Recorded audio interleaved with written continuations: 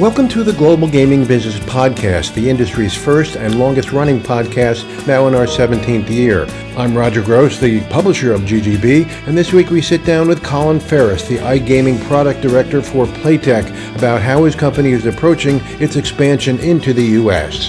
Today's podcast is sponsored by IGT, where the cat's out of the bag. IGT's Prosperity Link wins gold and is named Best Slot Product by GGB's Gaming and Technology Awards. Get this top performer on your floor. Learn more at igt.com/prosperitylink. Welcome to the Global Gaming Business Podcast. My guest today is Colin Ferris from Playtech. Colin, great to meet you. Thanks for joining us today. I'm really excited about getting Playtech into this country. I've been going to ICE for 25 years, and I always had the biggest stand there, and now you're in the U.S. So why don't you give us a little background of how the company was formed and how it became the giant in Europe, and how you're transitioning to the U.S. right now? Well, absolutely. It's a pleasure to be here and a pleasure to talk with you. I'm really excited. I was actually brought into Playtech just this year to actually spearhead bringing them into the U.S. I've had over a decade experience with some other companies in the industry and working on launching all the various different states. Playtech, as you know, is the largest provider in Europe. We're everywhere. Right. We've got an amazing amount of content, but we also know that the U.S. is a different market, has different players, has different approaches. And so, one of the reasons they brought me on was to make sure that the content that we're bringing across was appropriate for the players, was appropriate for everybody, because it really is. It's about, making sure that the players are getting what they want, not what we think is the best. Exactly.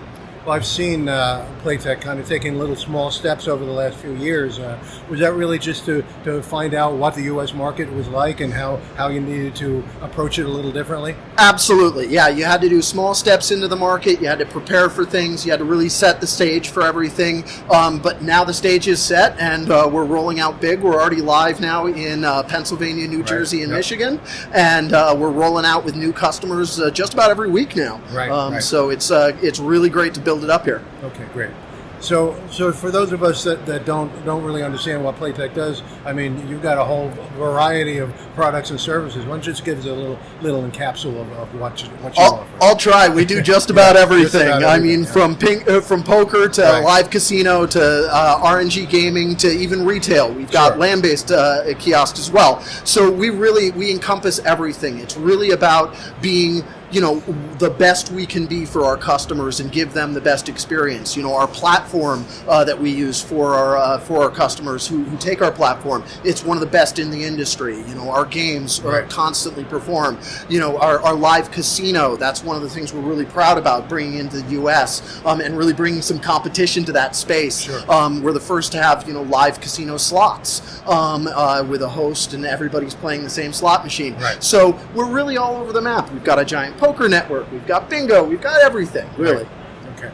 So why should U.S. operators even consider Playtech when we've got some giants like the IGTs of the world here, and we've got other companies from Europe that have been here longer than Playtech? Well, it's our pedigree. We've got a huge catalog of games. We bring variety. I mean, as I said, it is different over here. And so, the games IGT makes, for example, don't work as well in Europe. And, so they have to adapt over there. We're bringing our stuff over here. It becomes a different play style. As we've seen historically with Aristocrat that was so focused on Australia, and then all those games worked over here. So, but it took them coming into the market for that to happen, and we feel the same way about Playtech. Okay, great. So let's talk about the live dealer. I did a live dealer story in the magazine a couple of months ago. I spoke with your guy. I'm forgetting his name right now. Either Ito or Kevin. Ito, yes. He was very eloquent about what they offer, and as you mentioned, there's an 800-pound gorilla in that space, and it's kind of hard to break into. How are you approaching that? With differentiation. I mean, obviously, we're bringing the traditional live dealer experience, but we are very committed to really calling it live casino, because it's about bringing in the different experiences. So we've got our game shows with big wheels. We've got a trivia product. We've got our play slots. We've actually got a new Everybody's Jackpot that will allow everybody to play together for a jackpot game. So we really want to bring in that differentiation, and then also our level of service, our quality. it's one of those things where whenever there's only one person in the market, they right. you know, they tend to, rest on their laurels a little bit. Maybe, yeah. So competition's always a good thing. So do you focus on entertainment in that live casino environment? 100%. It's like running a 24-hour, live television studio, Right. and so and it's about the engagement. I mean, a player can play an RNG blackjack game, and they can play it faster. So if Right. all they're interested in blackjack, they'll play the standard, single-player RNG blackjack. Right. But when they want entertainment, when they want that interaction, when they want all of that stuff, they look to our live dealer product. Right. So on your live dealer products, the players can interact with each other. Absolutely. There's a whole chat function with emoji support and all of that, and so they celebrate together. They cry together when they lose. It's a great experience. And do they complain when the guy in third base hits a and pulls the dealer's 10 card? Oh yes. No, it really mimics that feeling of a casino, that camaraderie, Right. that everybody's in it, Right. against the house, as Sure, it were. Sure. So, obviously the U.S. market is still in its infancy, and we still have a lot of, land-based casino companies that are just dipping their toe in iGaming. Do you think you can put together programs that will make them really comfortable in getting in there, and you be able to take them step by step? Oh, 100%. I mean, a game is a game. In the end, we all speak the same language. Right. There are different approaches depending on, and different objectives. A casino game on a casino floor, they need to attract with the big graphics Right. and the tall things. We don't get that online. We get a small little thumbnail you have to click on. Right. So there's different levels of engagement and different things that we can bring. And it's really that knowledge and that comfort of online that reassures the operators who are just now going and launching their online casinos that we know what we're doing, that we're a partner for them, and we can help them along the way as well. That's a big part. I always say, a good game's a good game. If an operator comes to me and says, hey, we like the games from these other guys, what do you think? I will give them my honest opinion, because that's what it is. We'll grow the industry together. Sure. And how do you have a way to connect with the player data from a land-based casino, for instance, their players club, so that you can port that data over to when they play online? If you're running the whole back system, you can. Right now, there's a lot of balance that really requires the operator to balance that out. Programs like that are very, very well regulated and all that. Sure. And with the different RTPs online, you have to balance what the value of a player card and what they get in the casino versus what they get online and all of that. But I agree with you. I think that's the future. That connecting those elements is going to be great for the casinos. Yeah, that's something I don't think even in Europe they've figured out how to translate the online experience to the land-based experience, and I think that's really the sleeping giant right there. Agreed, absolutely. Yeah, no, it's a hard thing, and it's it's one of those things where, let's admit, the land-based casino market is a very traditional market, right. And stuff that gets sold in, we still see old CRT screens on the machines because players, if you change that out, the players will go, well, that's a different machine now. So there's there can be reluctance to change, but then once people are committed to it, I love the level of technology that we can bring to the fore and that people support for it. Okay. In terms of the slot games, do you work with a lot of the content providers, to bring their games to the online casino space? Yeah, well, most of our offering for the U.S. is as a games provider ourselves, but we also do have an aggregation layer where we bring some games from other people. We also, in running our platforms, work with, for example, Parks is one of our customers, and for, Beck Parks and Playgun Lake, we work with them on making sure that the other providers are integrated with us and that their games are provided and supported properly across everything. And, again, give them recommendations and let them know if, there's something specific that we know has worked online, to go that route as well. And we particularly work with them on promotions, because really that promotions, that player engagement is a big deal. Right, the bonuses and things of that nature. Absolutely, yeah. Okay, great. So how do you handle things like payment processing? Do you use a third party for that, or do you have your own system? That's actually not my bailiwick. I'll leave that to other people to talk about. That's really, but that is one of those big things. I mean, our PAM is very, very secure, and the player data belongs to the operator 100%. So it's all about the balance and what that operator is interested in working with. Sure, and the protection of that data is probably paramount. Oh, 100%. That is, we would live and die by our data protection. Right, okay.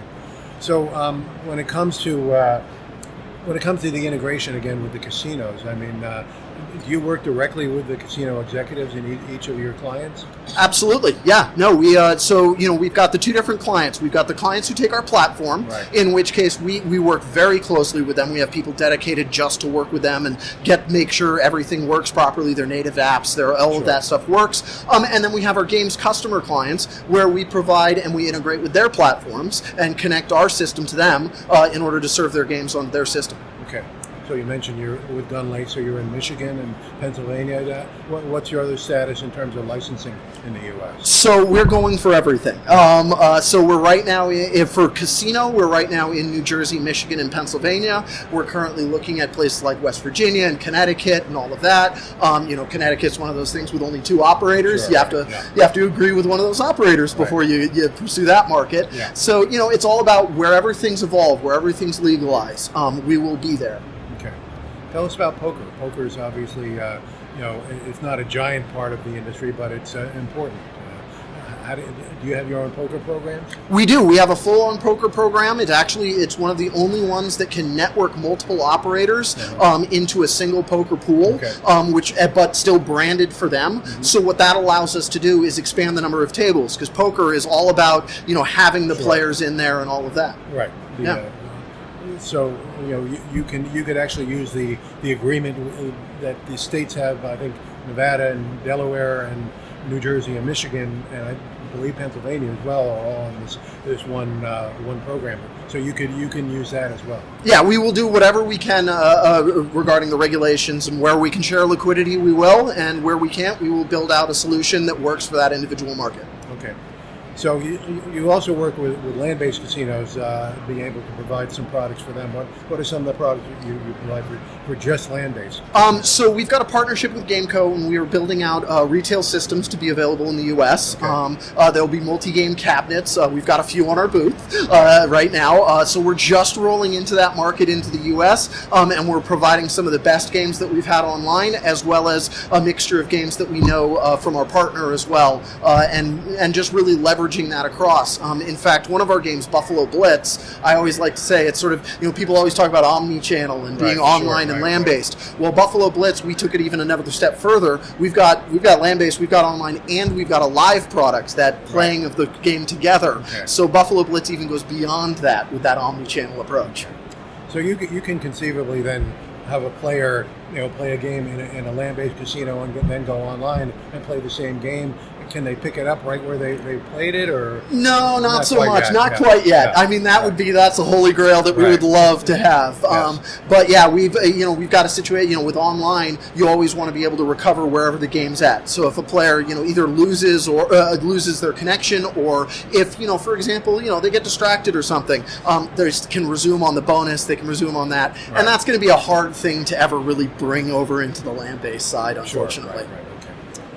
This question might be above your pay grade, but Aristocrat was looking to buy Playtech, and the deal fell apart. Are you still in the market for either being acquired or partnering? I've got no comment on that one. I got nothing. You're right. It's definitely above my pay grade. That's way up there. Yeah. So tell me what you think the potential is for Playtech coming into the U.S. and the North American market. Oh, I think it's absolutely huge. One of the great things about joining them this year was that I get this pick of this giant gaming catalog. Right. Everything from we've got our Fireblaze series, which is the very popular hold and respin mechanics. We've got just an array of games across the board, and really excited next year. We're going to be bringing across Age of the Gods, okay, which is our big progressive link, and we're really going to push that hard in the U.S. Progressives are something Playtech knows better than anyone, and we really think that that's going to just be huge when we bring it over here. So I guess we can safely say Playtech is going to be a major player in the U.S. We'll see at future G2Es, at future Indian gaming shows, and things of that nature. Absolutely, 100%. Great. Well, Colin, thanks for joining us. It's great to catch up with you, and let's do this next year after you've got your feet on the ground here in the U.S. and you've got that many more clients. I look forward to it. Great, and good luck at G2E. Thank you very much. Hope you enjoyed this week's podcast, sponsored by IGT, where the cat's out of the bag. IGT's Prosperity Link wins gold and is named Best Slot Product by GGB's Gaming and Technology Awards. Get this top performer on your floor. Learn more at igt.com/prosperitylink. To understand how Playtech's products and services can compete in the U.S., visit ggbmagazine.com. Subscribe to GGB News to get all the news of the gaming industry delivered to your desktop every Monday mornings. Sign up at ggbnews.com and use the coupon code GGB180 for a free subscription. Don't miss a single episode of the podcast. Subscribe on Amazon, Apple Podcasts, or Spotify today. So we'll see you next time on the GGB Podcast.